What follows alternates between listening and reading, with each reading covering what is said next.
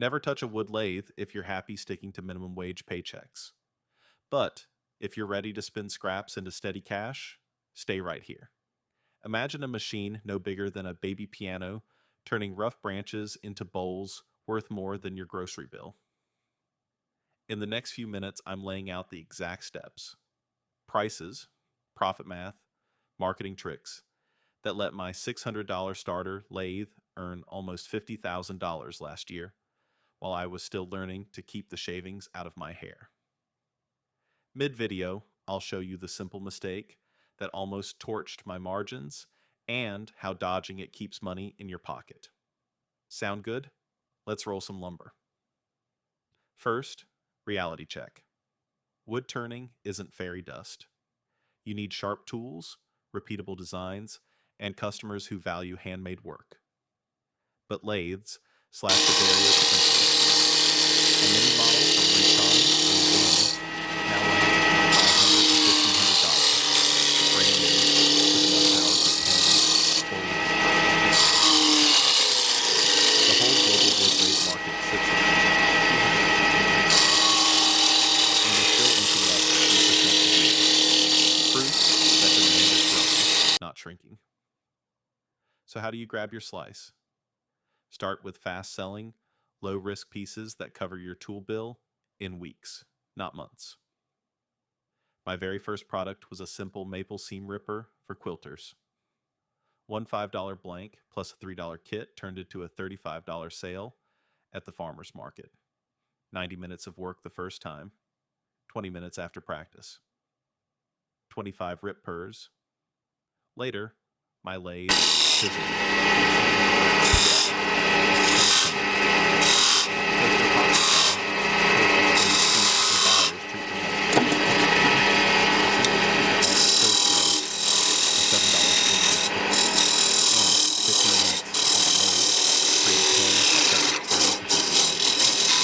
Even if you add buffing wheels and fancy boxes, you're clearing 20 plus a pop, and shipping fits in a padded envelope.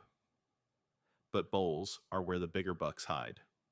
A 12-inch cherry blank costs $10 to $15. A finished salad bowl at a holiday craft show moves for $80 to $120, sometimes more if you carve a live edge. Subtract sandpaper and food-safe oil, and you're looking at 60 to 90 profit for about 2 hours shop time, or 30 to 45 an hour. Well above the average hourly wage in most countries. One popular turner broke down his numbers and found a $48,000 yearly take from bowls alone, aiming for just $200 profit per working day. Now let's zoom out to 7 income streams a single lathe can spin, so feast days cover famine days.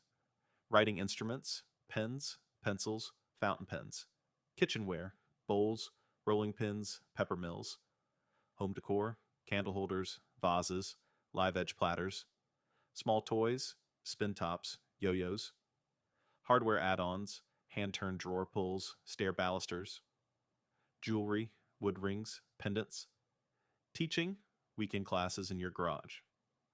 Move between streams with the seasons. Tops and ornaments explode before Christmas. Salad bowls dominate wedding gift season, and pen sets fly at graduation time. Diversifying keeps cash flowing when one niche slows. All that sounds rosy, so what kills most turners? 2 silent saboteurs: sanding time and race to the bottom pricing. I hit both like a brick wall. My first wholesale order, 50 walnut charcuterie platters, looked like easy money at $40 each. I forgot the sanding math. 20 extra minutes of grit chasing per piece meant 16 bonus hours hunched over the dust collector. After fees, I made less than fast food wages. Fix one. Finish on the lathe whenever possible. A sharp scraper, shear scraping cut, and a quick hit of Yorkshire grit, abrasive paste cut my sanding from 20 minutes to 4. Fix 2. Price by value, not by fear. Cheap imports exist, but they arrive in 4 weeks, smell like varnish, and carry no story. You ship in 3 days, smell like beeswax, and hand sign every base. That's worth an extra 20% all day. Marketing next. Craft shows or training wheels, great for feedback, limited reach. Pair them with Etsy listings that work while you sleep. Etsy search favors fresh stock, so I load 3 new items every Monday morning. Doesn't matter if it's a single ring dish photo taken under daylight bulbs. Consistency beats quantity. A quick search shows tens of thousands of wood-turning hits on Etsy, but the best sellers cluster around small giftable items like bottle stoppers, walnut bowls, and live edge coasters. Local boutiques also love consignment. One downtown shop takes a flat 35% cut. I drop off 12 bowls at once and restock every other month. The owner curates, I turn. It's passive shelf space. Social media ties it together. TikTok loves the hypnotic spin of a blank transforming to a bowl.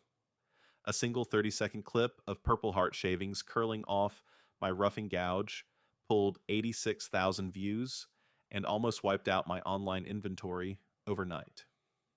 Remember, you're not only selling wood, you're selling the show.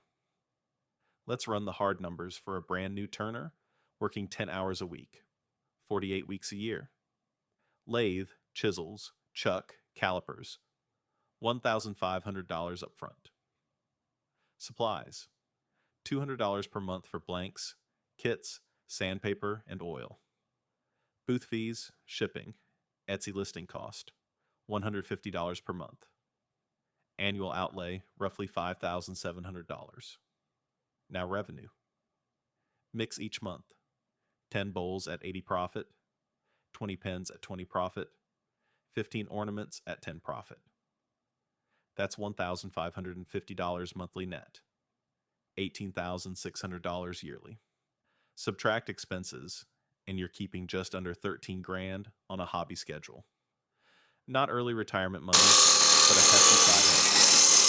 Scale it to a full-time 40-hour week and cross-sell high-ticket furniture. And staircase to local carpenters.